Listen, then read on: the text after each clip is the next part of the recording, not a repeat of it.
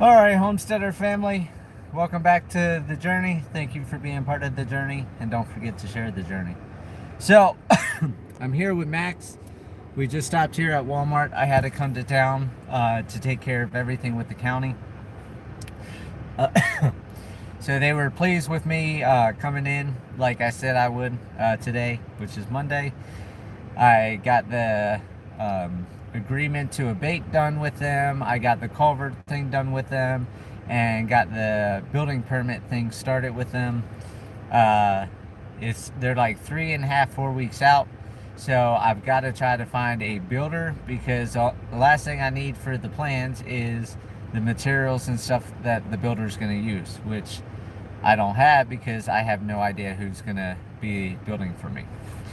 So, as for our loss last night, as most of you know, if you haven't seen the Sunday Monday vlog, I came home after picking up the animals to find Mia Mouse had passed away, and I wasn't sure if she was killed or what happened. So, the sheriff came out, they took pictures. Of course, it was pouring down rain, as everybody heard in the video with me driving.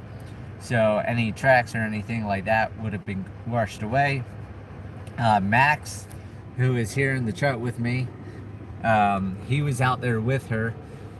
Mickey and Minnie were inside the house with Chloe, the little puppy that goes to her new home Friday. And Mr. Chubbs had gone with me out to get the animals. And both the sheriff and animal control agree. She wasn't foaming at the mouth. There was no gunshot wounds. There was no blood of any sort. There was no diarrhea in the 15-foot area she has on that chain. There was no blood thrown up. They don't know. So, as for malicious attack or intent or whatever you call it, they don't think that somebody harmed her. They think that something natural happened to her. And they said if it was poison, she would have been foaming at the mouth. It could still have been some type of poison, but with Max being right next to her, and he's doing perfectly fine, and the other dogs have been out in the pen, they have been doing fine. They don't think that somebody killed her, which I do kind of agree because there's no sign that she's been harmed. She did throw up two times the night before, but they go out and chew on grass and stuff like that, and they puke. So that's a normal occurrence. So it wasn't like she was puking up blood or anything like that. It was just clear liquid with grass and stuff. So animal control just believes that, either she ingested a rock or something obstructed her organs or something like that. They said they won't pay for necropsy because there's no suspicious things associated with it right now. So I'm able to do it myself, but it's like $1,000. So after talking with animal control today, when I get home, because I haven't moved her or anything from being a cop, I know not to touch a scene. She said if I want to go ahead and bury her, I can, or if I want to do the necropsy, I can do that also, which to spend $1,000 to find out she swallowed a rock or something like that, in my opinion, it's not worth $1,000 for that.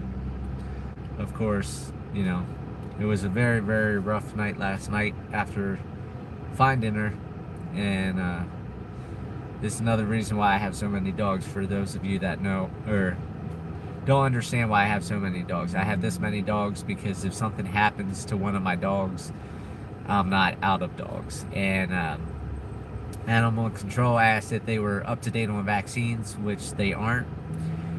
She said she would highly recommend at least vaccinating for parvo, because she said the coyotes in my area are actually carrying parvo around right now, and they're having a lot of parvo cases. So for those of you that know me, I'm not big on vaccines. I haven't had any vaccines myself since I was 18 when the military forced me to have them. And I stay healthy. You know, my grandfather and everybody used to take the flu vaccine, the pneumonia, and they all got sick for weeks at a time. And here I just get these head colds when the seasons change. And none of my animals have been vaccinated, and they do fine. Every once in a while, when one gets a cold or whatever, I'll hit them with penicillin, and that takes care of the animals. But today, after talking to animal control, I went ahead and I got the different shots that had the parvo. It's a 5-shot, covers 5 different things for the dogs. Like I said, I've never been one for it, but I know parvo can wipe out the dogs. And like she said, if parvo is picked up by one of them in the property, around the edge of the property when we go for walks, it will wipe all of the dogs out. And of course, I don't want to lose any more of my babies. So I'm gonna go ahead, when I get home, I'm gonna hook up the backhoe attachment. I'm gonna go bury Mia Mouse up on the mountain, up where I scattered the ashes for my grandfather and scatter ashes for my uncle, and get her taken care of.